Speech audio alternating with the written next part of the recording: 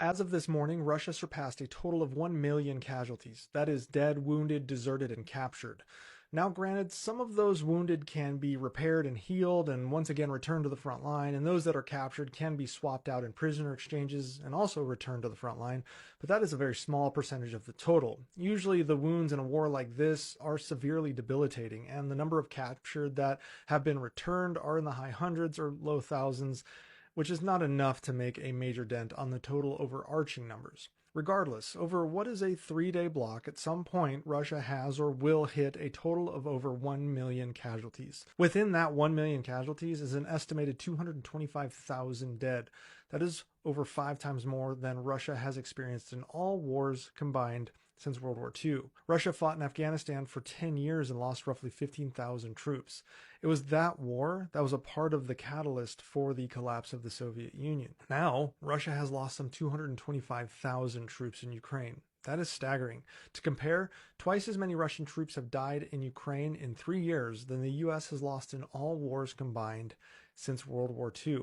And that includes Vietnam, Korea, Afghanistan, and Iraq. In the last year, Russia has taken roughly 1,500 square kilometers of new territory. These gains are reminiscent of the Allied advances in World War I, where the front line moved on average of 2.5 kilometers per month. By comparison, Russia's front line into Ukraine is moving at about 3 kilometers per month on average. Still a bit faster than World War I, but only by about 500 meters per month.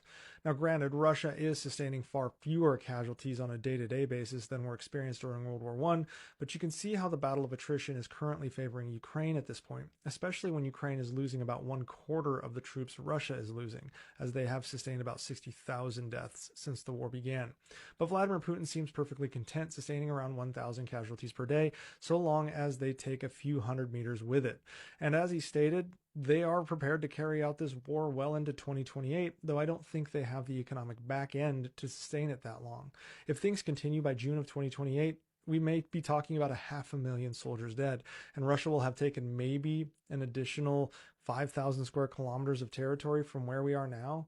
That's assuming no additional support comes from the United States, which I suppose we can actually assume given the Trump administration. But even if Russia takes 5,000 square kilometers while losing another 225,000 troops in attempting to do it over the next 3 years, that's still only 10% of what remains of Ukrainian-held territory. And remember, since launching the full-scale invasion in 2022, Russia hasn't taken a single Ukrainian oblast capital, nor any of its top 5 cities, which include Kyiv, Kharkiv, Dnipro, Odessa, and Lviv.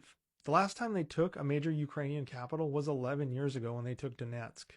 Any future fighting in those major metro areas would be extraordinarily difficult for Russia, and they could sustain massive casualties. So at this rate, Russia would need another 20 to 25 years and 2.5 million dead to take the remainder of Ukraine.